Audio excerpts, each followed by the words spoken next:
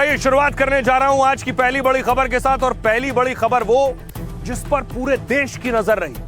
शुरुआत रांची से करेंगे। जंतर मंतर में आपने देखा था कि छात्रों का आंदोलन हुआ और 12वां दिन है जो रांची में आंदोलन चल रहा है। समाज सेवी सोनम वांगचुक की एंट्री हो गई है अब इस आंदोलन में। कैसे आपको बताऊंगा कि झारखंड में हलचल तेज हो गई। पिछले 12 दिनों से रांची में अपनी 5 मांगों को लेकर छात्र प्रदर्शन कर रहे हैं। सड़कों पर थे, गलियों चौराहों पर प्रोटेस्ट कर रहे थे। झारखंड की 2 परीक्षाओं में गड़बड़ियों को लेकर छात्रों का यह आंदोलन। खाएंगे, रुगड़ा खुखड़ी खाएंगे। छात्र एकता जिंदाबाद।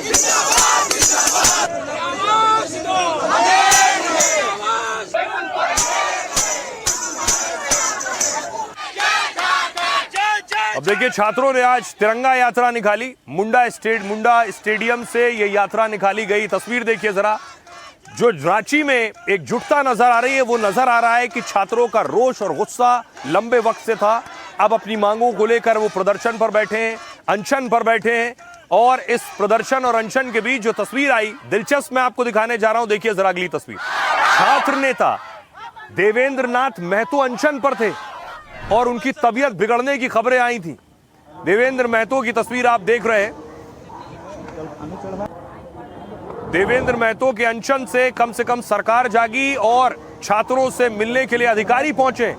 लेकिन इसमें देखिए अगली दिलचस्प तस्वीर मैं आपको दिखाने जा रहा हूं। जंतर मंतर पे अगर आपने देखा हो कि अनशनकारी और समाजसेवी सोनम वांगचुक ने अब बात की है उनसे जो रांची में अनशन पर थे। वीडियो कॉल पर दोनों की बात हुई। अगर आपको याद हो कि सोनम वांगचुक ने भी अनशन अपना खत्म किया था जब वो जंतर मंतर पर प्रदर्शन कर रहे थे और आमरण अनशन पर थे। और दूसरी तरफ जंतर मंतर पर के अलावा जो अब रांची में अनशन पर है महतो, उनसे सोनम वांगचुक ने बात की। हम तभी जल ग्रहण करेंगे सर जब आप हमको कमिटमेंट करेंगे कि जब तक हम लोग सफल नहीं होंगे आपका साथ, आपका सहयोग और आपका समर्थन हम लोग को आपका मिलेगा।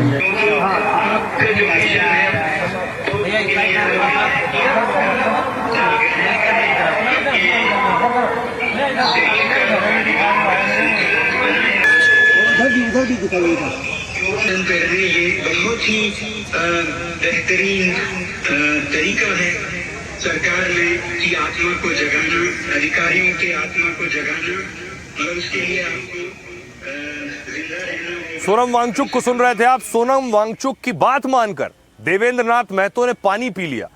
हालांकि साफ किया कि मांगे माने जाने तक उनका अनशन जारी रहेगा।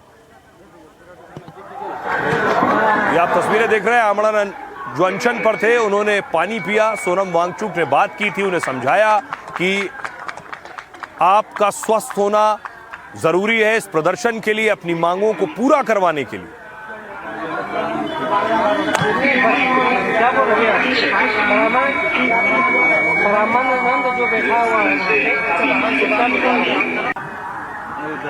और इस आंदोलन को लेकर देखिए, झारखंड सरकार ने जब देखा कि जंतर मंतर एक नजीर बना, जब छात्र सड़कों पर थे, झारखंड में प्रोटेस्ट शुरू हुआ, तो झारखंड सरकार इस आंदोलन को लेकर बैकफुट पर है। हेमंत सोरेन ने इसको लेकर माथापच्ची शुरू की। बैठकों का दौर शुरू हुआ। अधिकारियों के साथ बैठक की, मंत्रियों के साथ बैठक की। अधिकारियों का एक दल छात्रों से मिलने भी पहुंचा। इसके पीछे एक और वजह है। अगर आपने देखा हो कि जंतर मंतर पर प्रदर्शन हुआ तो कांग्रेस और दूसरी विपक्षी पार्टियां एक्टिव थी। यहां बीजेपी इस मौके पर लगातार हेमंत सोरेन सरकार को घेर रही है। बाबूलाल मरांडी ने प्रदर्शनकारियों से मुलाकात कर आंदोलन को पूरा समर्थन दिया। इस वक्त बीजेपी के लिए राजनीतिक अब जवाब देने का मौका था जो झारखंड में नजर आया।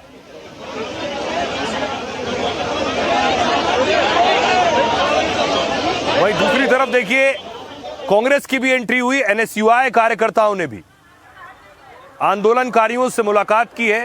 कांग्रेस का छात्र विंग, छात्र इकाई एनएसयूआई के कार्यकर्ता पहुंचे और जो आंदोलन कर रहे हैं, अनशन पर हैं, उनसे जाकर मुलाकात की।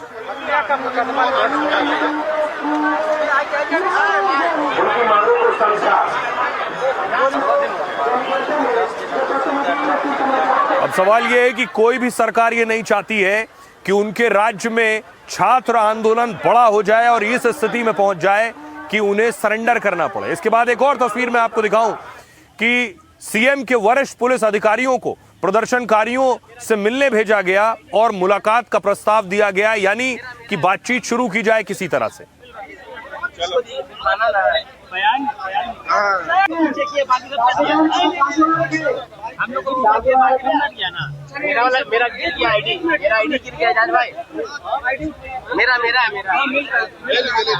अब देखिए जरा, आपको बताऊं कि कैसे रांची आंदोलन में सोनम वांगचुक की एंट्री हुई है, क्योंकि सोनम वांगचुक इस वक्त बड़ा नाम बन चुके हैं छात्रों के लिए, क्योंकि जंतर मंतर पर जो प्रदर्शन ने बड़ा रूप लिया उसमें सोनम वांगचुक एक बड़ी वजह थे।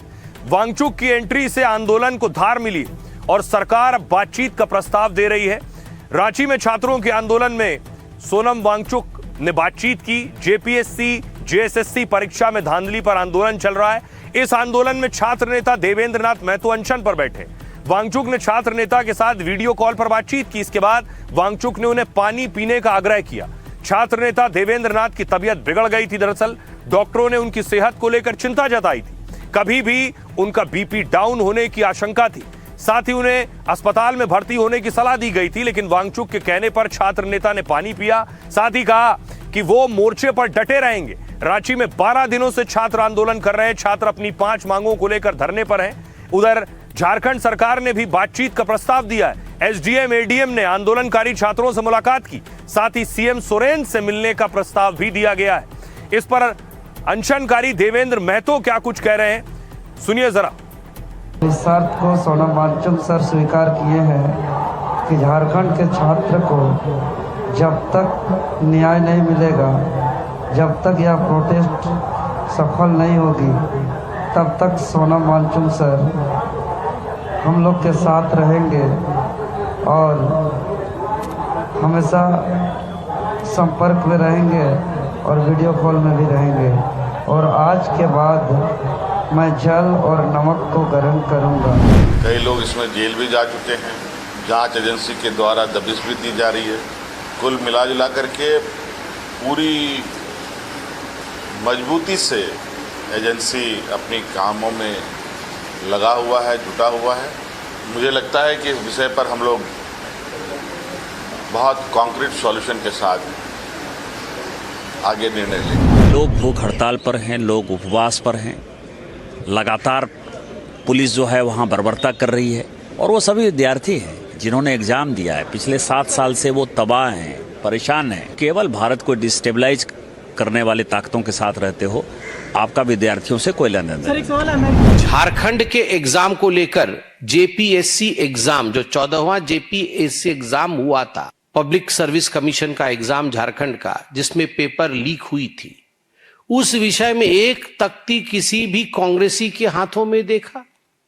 किसी ने नहीं देखा, क्योंकि ये सिलेक्टिव आउटरीच है और इसके पीछे केवल राजनीतिक रोटी सेकने की चेष्टा कांग्रेस पार्टी। जो धरना पर लोग बैठे हुए हैं जेसीसी को लेकर के, जेपीएससी को लेकर के, जो उसमें गड़बड़ी हुई है, तो हमने कहा कि इस पर सरकार को तुरंत संज्ञान लेना चाहिए। इसमें तो मेरा तो अपना मत है कि चर्चा भी नहीं होनी चाहिए, सीधे सरकार को इस पर कार्रवाई करनी चाहिए। बच्चों की बातों पर ध्यान रखनी चाहिए। आंदोलन की शुरुआत जंतर मंतर से हुई। जंतर मंतर पर जो आंदोलन हुआ उसके बाद लगा कि कॉकरोच जनता पार्टी इस आंदोलन की कामयाबी के बाद कोई राजनीतिक दल बना लेगी। कॉकरोच जनता पार्टी ने लेकिन आज ऐलान किया, एक बैठक के बाद दीपके ने कहा कि वो पार्टी नहीं बनाने जा रहे हैं। दीपके कह रहे हैं वो कोई राजनीतिक पार्टी का गठन नहीं करेंगे।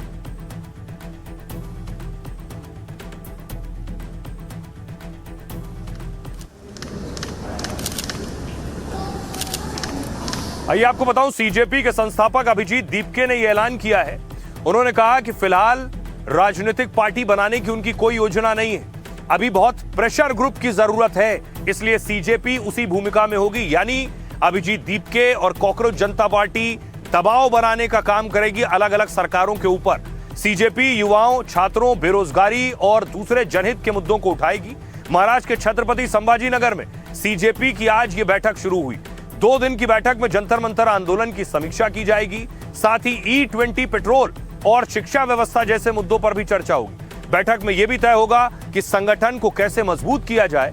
सोशल एक्टिविस्ट सोनम वांगचुक संगठन के मेंटोर बने रहेंगे और कॉकरोच जनता पार्टी समय समय पर उनसे सलाह लेती रहेगी। इस बीच सीजेपी ने झारखंड के छात्रों की मांगों का समर्थन किया है और संगठन झारखंड के आंदोलन में भी शामिल होने की तैयारी कर रहा है। सुनिए अभिजीत दीपके क्या कह रहे हैं। चाहे पॉलिटिकल सिस्टम हो, चाहे जुडिशरी हो, चाहे मीडिया हो, चाहे इलेक्शन कमीशन हो, इन सभी इंस्टीट्यूशन से जनता का भरोसा उठ चुका है, पूरी तरह उठ चुका है। एक पब्लिक मूवमेंट की जरूरत है, एक पब्लिक प्रेशर की जरूरत है। और पॉलिटिकल पार्टी जो मुझे आज लगता है कि आज जो पॉलिटिकल सिस्टम का जो सिचुएशन है वो बहुत ही खराब है। सुबह लोग किसी को चुनते हैं, शाम को किसी और की सरकार बन जाती है। जनता जो है वो त्रस्त हो चुकी है इन सारी चीजों से कि अभी इंडिया को जो जरूरत है वो एक पब्लिक मूवमेंट की है। For now the CJP will be a pressure group because India what India needs exactly right now is a pressure group. तो सोचिए अभिजीत दीपके प्रेशर ग्रुप बनाने की बात कर रहे हैं, लेकिन इसी बीच जिस सीजेपी ने प्रदर्शन किया उसी जंतर मंतर आंदोलन को लेकर एक नापाक साजिश का खुलासा हुआ। पाकिस्तान की तरफ से यह साजिश रची गई। सुनने वाले सवाल उठाएंगे कि कहां से खबर आ गई कि पाकिस्तान साजिश रच रही थी, लेकिन यह खबर छोटी मोटी जगह से नहीं आई। अरविंद केजरीवाल खुद इस प्रदर्शन में शामिल हुए थे। वही आम आदमी पार्टी की सरकार पंजाब में और पंजाब से यह खबर आ रही है, इसलिए इस खबर पर यकीन करना जरूरी है।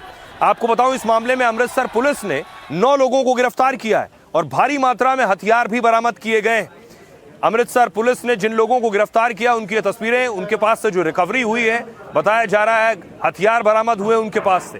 तस्वीरें मैं आपको उन हथियारों की दिखाऊं, देखिए जरा।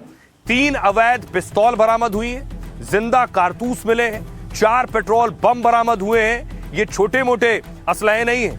अब जो खुलासा हुआ है वो खुलासा ये बताता है कि साजिश इनकी जंतर मंतर को लेकर थी और आम आदमी पार्टी की सरकार पंजाब में है। आम आदमी पार्टी की सरकार में पंजाब पुलिस ये कह रही है कि जंतर मंतर पर यह बड़ी साजिश रची जा रही थी। आपको बताऊं पूरी साजिश क्या थी। दरअसल सीजेपी के प्रदर्शन के दौरान जंतर मंतर पर यह पूरा षड्यंत्र था। पाकिस्तान की खुफिया एजेंसी आईएसआई ने साजिश रची। पंजाब पुलिस ने इस मामले में 9 आरोपियों को दबोचा है। इन आरोपियों में 4 नाबालिग शामिल हैं। अमृतसर पुलिस ने इस आतंकी मॉड्यूल का भांडाफोड़ किया। 3 अवैध पिस्तौल, जिंदा कारतूस, 4 पेट्रोल बम भी बरामद किए। सीसीटीवी कैमरे और मोटरसाइकिल भी बरामद किए। ये पाकिस्तान में बैठे हैंडलर के संपर्क में थे। उनके निर्देश पर इन्हें पेट्रोल बम उपलब्ध कराए गए थे। इनका प्लान जंतर मंतर पर धमाका करने का था। हैंडलर्स की ओर से आरोपियों को वहां सामग्री उपलब्ध कराई गई थी और आतंकियों को पुलिस जवानों पर हमला करने के निर्देश दिए गए थे। इससे जंतर मंतर पर दहशत फैलाने की साजिश थी। जंतर मंतर प्रदर्शन के दौरान ये आतंकी ट्रेन से दिल्ली पहुंच गए थे। सोचिए दिल्ली तक पहुंच गए, लेकिन जंतर मंतर पर कड़ी सुरक्षा की वजह से वो वहां तक नहीं पहुंच पाए। पाकिस्तान अमृतसर रेलवे ट्रैक की रेकी कर पाकिस्तान में लाइव फुटेज भी भेज रहे थे ये। अब सोचिए ये छोटा मोटा खुलासा नहीं है और किसी बीजेपी की सरकार के जरिए नहीं हुआ है, ना केंद्र की किसी एजेंसी के जरिए हुआ। ये आम आदमी पार्टी की सरकार पंजाब में है और पंजाब पुलिस ये खुलासा कर रही। सुनिए। 9 आरोपी गिरफ्तार हुए हैं। 3 पिस्टल, 4 पेट्रोल बम, मोटरसाइकिल है, 1 लाइटर और कुछ लाइव कार्ट्रिजेस रिकवर हुए हैं। एक मॉड्यूल जो है रेलवे ट्रैक के ऊपर कैमरास लगा के पाकिस्तान को फीड भेजने का काम करता है। दोनों मॉड्यूल्स को आईएसआई के हैंडलर्स खुद हैंडल कर रहे थे। पूछताछ में जो इम्पोर्टेंट बात ये भी आई है कि जंतर मंतर पे जब वो चल रहा था प्रोटेस्ट, तो ये 8 जो नौजवान हैं, युवा हैं, ये वहाँ गए और वहाँ इनको लोकल सपोर्ट एक आईएसआई वाले हैंडलर ने मुहैया करवाई, पेट्रोल बम्स वगैरह, पर किसी कारण इनका वो प्लान सक्सेसफुल नहीं हो पाया और वापस आ गए। वापस आते ये पकड़े गए यहाँ। तो आप देख रहे थे पंजाब पुलिस ने बताया कि क्या प्लान था पूरा। बहरहाल खबरों में आगे बढ़ते हैं। बात संसद की, दिल्ली की बड़ी मुलाकात हुई। इस मुलाकात से क्या बात बनेगी? संसद का सत्र नहीं चल पा रहा। विपक्ष चढ़ावा चोरी और लाठीचार्ज पर चर्चा की मांग कर रहा है। तो आज एक बहुत बड़ी मुलाकात हुई, क्या इससे बात बन जाएगी? सवाल ये हो रहे हैं। उस मुलाकात की जरा पहली तस्वीर देखिए। विपक्ष ने हर दिन की तरह आज भी मकर द्वार पर प्रदर्शन किया और पहले तो सरकार को घेरा। यह संसद के बाहर हो रहा था। सरकार के खिलाफ विपक्ष प्रदर्शन कर रहा था। बीजेपी के दफ्तर में इमरान का पैसा कहाँ गया? बीजेपी के दफ्तर में और गद्दी छोड़, गद्दी छोड़, गद्दी छोड़, शराबा चोर, गद्दी छोड़, गद्दी छोड़, गद्दी छोड़। गुलाम का पैसा कहाँ गया? बीजेपी के दफ्तर में वहीं कांग्रेस ने देखिए गृह मंत्री अमित शाह से जवाब की मांग की। अमित शाह से जवाब की मांग को लेकर कांग्रेस ने प्रदर्शन किया। जो शाह से जवाब मांग रहे हैं, जो कुछ जंतर मंतर पर हुआ, उनकी मांग है कि उस पर अमित शाह खुद जवाब दे।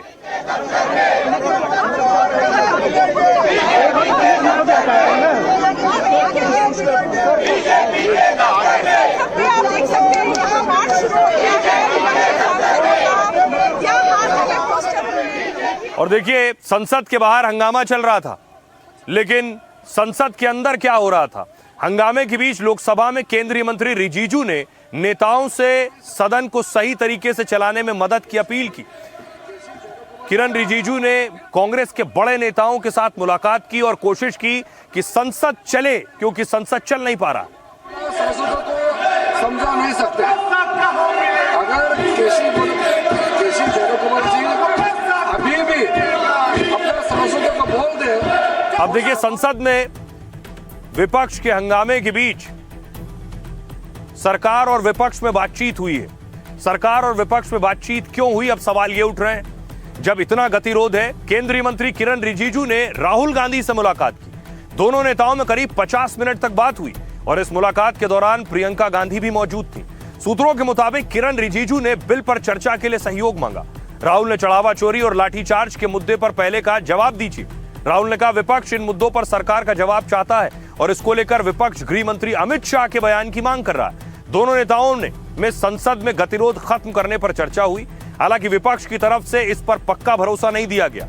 इस मुलाकात में किरण रिजिजू ने विशेष सत्र का प्रस्ताव भी दिया है। सरकार 17, 18 और 19 अगस्त को स्पेशल सेशन बुलाना चाहती है।